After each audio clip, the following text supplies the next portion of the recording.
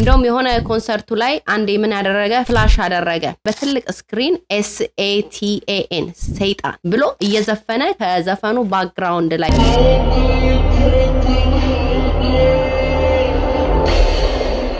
ለምን እንደሚዘፍን ሊሪክሱ ምን አይነት እንደሆነ ስንት አይነት ካች ፍሬዝ እንዳለው ሁክ የሚሉት ነገር ውስጡ እንዳለ ብዙ ነገር ሳያውቁ በቃ ዝም ብሎ ይሄ ኢትዮጵያዊ ስለሆነ የሀገራችን ልጅ ሃሊውድ በጣም ታዋቂ ሆነ ነው። ፕሊዝ ቢ ኬርፉል። ይሄን አይነት ዘፈን ስትሰሙ እሱ ከሚያመልከው አምላክ ጋር እሱ ቃል ከተገባባለት አምላክ ጋር ሄዳችሁ ሳይን እያረጋችሁ ነው። እውነት ነው። ከሱ ከሚያመልከው አምላክ ጋር አብራችሁ ተስማምታችሁ እያመለካችሁ ነው። ዘፈን ማለት አምልኮ ነው።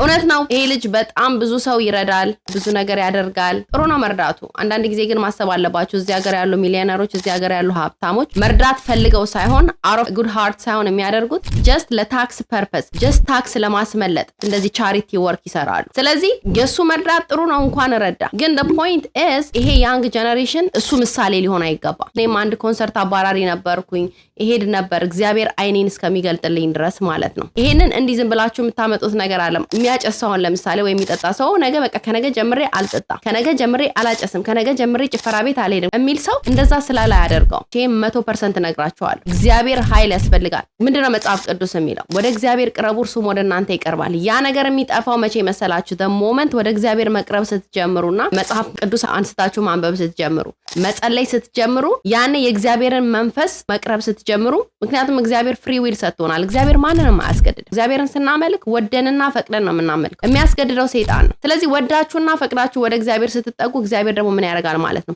ያን ዲዛየር፣ ይሄ በጣም ዓለማዊ የሆነ ዲዛየር ቀስ እያለ እግዚአብሔር እየሸረሸረላችሁ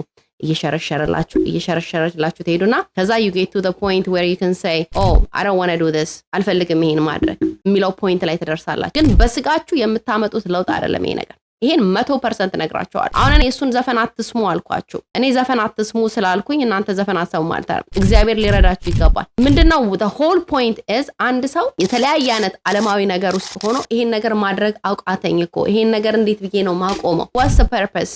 ምንድነው ላይፍ? እስከ መቼ ነው እንደዚህ የሚሆነው?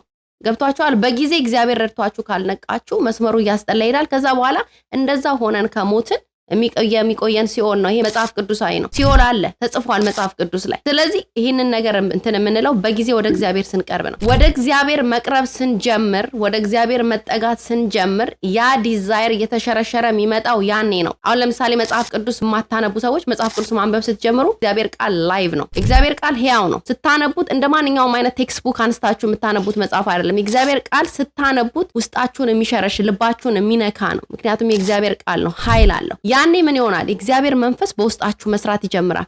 ከዛ ያ በፊት ስታረጉ የነበሩት ዘፍኑለት፣ ስትጨፍሩለት፣ ስትሮጡለት የነበረው ክለብ ካልሄድኩ የሆነ ነገር ካላረኩ የምትሉት ነገር ያ ዲዛየር እየጠፋ ይመጣና ከዛ በኋላ የሆነ ጊዜ ላይ በቃ በጣም የሚያስጠላችሁ ይሆናል። ሰው ሲያረጋው ይሄ ሰው እንዴት እንደዚህ ያረጋዋል የምትሉት ፖይንት ላይ ትደርሳላችሁ።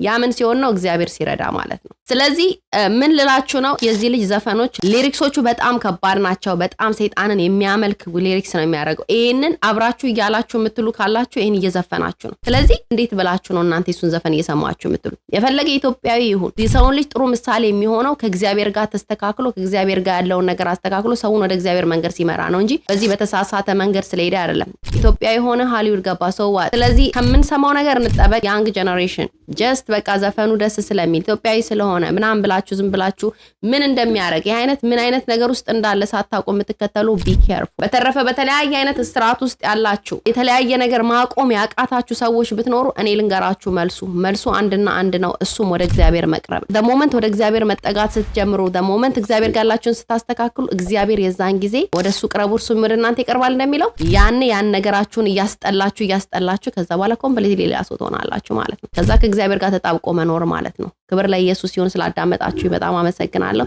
ቴንክ ዩ ጋይስ ባይ